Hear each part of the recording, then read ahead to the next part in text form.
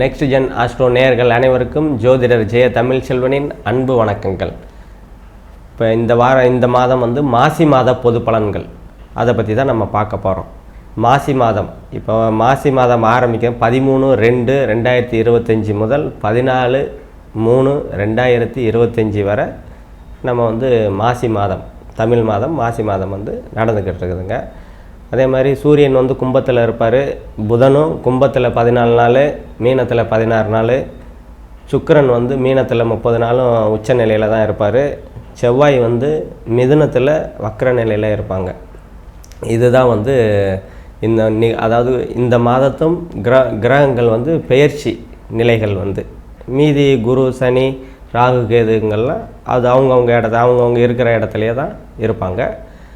சனி பெயர்ச்சி அதே மாதிரி சனி பெயர்ச்சி மார்ச் 29 திருக்கணித முறைப்படி மார்ச் 29 சனி பெயர்ச்சி ஆகுது. அதே மாதிரி மே 14 குரு பெயர்ச்சி வருது, மே 30 ராகு கேது பெயர்ச்சி வருதுங்க.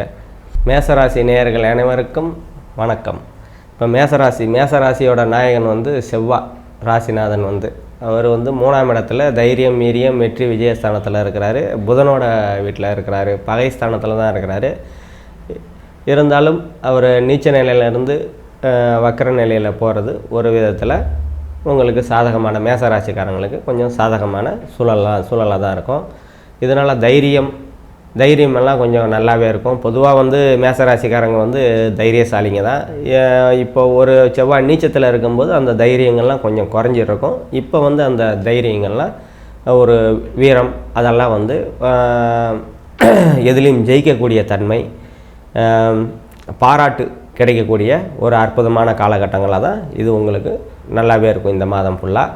அதே மாதிரி 2ஆம் இடத்துல குரு பகவான் இருக்கிறதுனால தனம் வாக்கு குடும்பஸ்தானம் சொல்லுவோம். தனவரவு நல்லாயிருக்கும், குடும்பத்தில் ஒற்றுமைகள் நல்லாயிருக்கும்.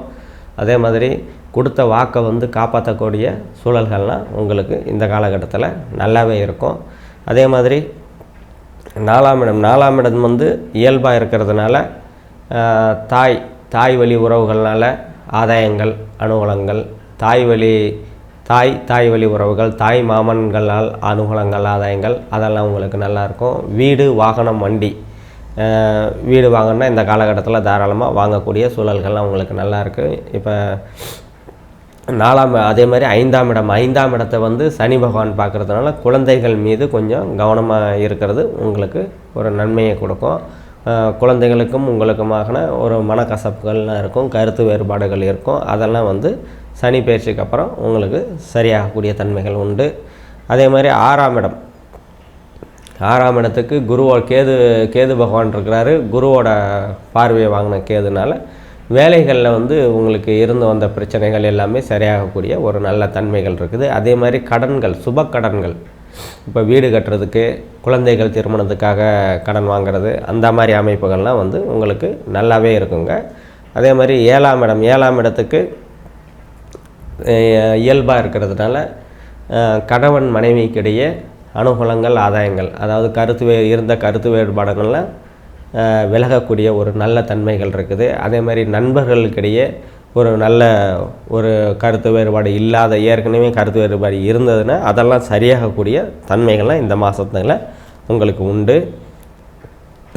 அதே மாதிரி உங்களுக்கு குருவோட பார்வை 8ஆம் இடத்துல இருக்கிறதுனால திடீர் பண வரவு, திடீர் அதிர்ஷ்டம், அதாவது மறைமுக தனலாபம்னு சொல்லுவோம். அந்த ஷேர் மார்க்கெட்டு அந்த மாதிரி மறைமுக தனலாபம்னு சொல்லக்கூடிய, அதான் வெளியில் சொல்ல முடியாத பண வரவு வரக்கூடியது தான் 8ஆம் இட சுப பலன்கள்னால் அதெல்லாம் உங்களுக்கு இந்த காலகட்டத்தில் நல்லாவே இருக்குது. அதே மாதிரி 9ஆம் இடத்துக்கு செவ்வாயோட பார்வை இருக்கிறதுனால தந்தைக்கும் உங்களுக்கும் சிறு கருத்து வேறுபாடுகள் இருக்கும். அதே மாதிரி தந்தை வழி சொத்து, தந்தையால் ஏதாவது சொத்து கோர்ட்டு கேஸு அப்படின்னு இருந்ததுன்னா அதெல்லாம் உங்களுக்கு இந்த காலகட்டத்தில் சாதகமான தன்மை இருக்காது. ஏன்னா செவ்வாயோட பார்வை கெடுதல் தான். 9ஆம் பார்வையாக பார்க்கறதுனால தந்தைக்கு உடல்நிலையும் கொஞ்சம் பார்த்து சரி பண்ணிக்கணும். லேசாக ஏதாவது ட்ரபிள் வந்துச்சுன்னா அதை சீக்கிரமாக மருத்துவமனையில் அணுகி சரி செஞ்சுக்கிறது உங்களுக்கு நன்மையை கொடுக்கும். அதே மாதிரி 10ஆம் இடத்துக்கு குருவோட பார்வை இருக்கிறதுனால தொழில்கள்லாம் நல்லா போகும். தொழில்கள் வளர்ச்சிக்கு கடன், தொழில் வளர்ச்சி பண்ணலாம். கடன் வாங்கி ஏதாவது மூலதனம் பண்ணி வளர்ச்சிக்கு ஏதாவது ஸ்டெப் எடுக்கணும்னா இந்த காலகட்டத்தில் குரு பயிற்சிக்கு முன்னாடி எடுக்கிறது உங்களுக்கு நல்ல ஒரு பயன்களை கொடுக்கும். அதே மாதிரி இப்போ 11ஆம் இடத்துல லாபஸ்தானத்தில் இருக்கிற சனி பகவான் உங்கள் விரயத்தில் போவார், விரயஸ்தானத்துக்கு போவார் 12ஆம் இடத்துக்கு. ஏற்கனவே சனி பகவான் வந்து உங்கள் லாபத்தை, அதாவது வந்த லாபஸ்தானத்தில் இருக்கிறதுனால வரக்கூடிய லாபங்கள்லாம் குறைக்கக்கூடிய வேலைகளை செஞ்சுருப்பார். அதே மாதிரி மூத்த சகோதரிகள் அவங்கக்கிட்ட எல்லாம் ஒரு மனக்கசப்பு, கருத்து வேறுபாடெல்லாம் இருந்திருக்கும். அதெல்லாம் வந்து இந்த காலகட்டத்தில் உங்களுக்கு சனி பயிற்சிக்கு பிற்பாடு தான் சரியாகும். இப்போ 12ஆம் இடத்துல சுக்கிரன் உச்ச சுக்கிரன் இருக்கிறார், ஏற்கனவே ராகு பகவான் இருக்கிறாரு. அதனால் வந்து 12ஆம் இடம் சுப பலன்கள்.